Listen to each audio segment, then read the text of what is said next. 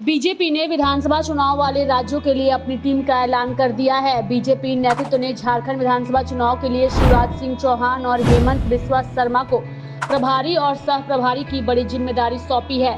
केंद्रीय मंत्री और बीजेपी के वरिष्ठ नेता शिवराज सिंह चौहान पार्टी के अंदर जहां सभी को साथ लेकर चलने पर विश्वास करते हैं, वहीं हेमंत बिस्वा शर्मा का बांग्लादेशी घुसपैठ और अन्य मुद्दों पर आक्रामक तेवर रहा है।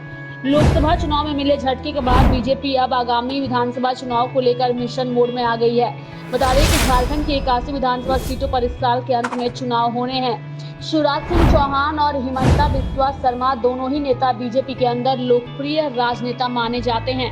शिवराज सिंह चौहान की जहां मध्य प्रदेश में बीजेपी को वापस सत्ता दिलाने में बड़ी भूमिका रही है, वहीं हेमंत बिस्वा शर्मा को असम में बीजेपी को बड़ी जीत दिलाने का श्रेय जाता है। इन दोनों नेताओं के लंबे अनुभव का फायदा राज्य में बीजेपी को मिल सकता है। उधर गिरिडीह से नवनिर्वाचित सांसद चंद्र प्रकाश चौधरी को मंत्रिमंडल में जगह नहीं मिलने से एनडीए में शामिल पार्टी आजसू की नाराजगी दूर कर पूरी ताकत के साथ चुनाव मैदान में उतरना और साथ ही कुर्मी कोयरी वोटर्स से भाजपा के परंपरागत वोटर्स माने जाते हैं, उन्हें विश्वास में लेना इनके लिए बड़ी चुनौती होगी। 2014 में झारखंड में बीजेपी की पूर्ण बहुमत वाली सरकार बनी थी।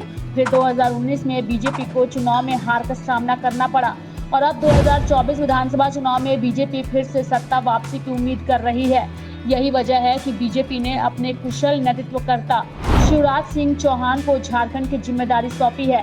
गौरतलब है कि 2019 के लोकसभा चुनाव में झारखंड में बीजेपी 12 सीटें जीती थी और 2024 के लोकसभा चुनाव में पार्टी 9 सीटों पर सिमट गई।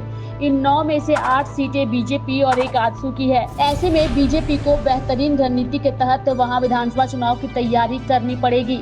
अब इन दोनों नेताओं पर जिम्मेदारी होगी कि आगामी विधानसभा चुनाव में जीत हासिल हो और राज्य में एनडीए की पूर्ण बहुमत की सरकार बने।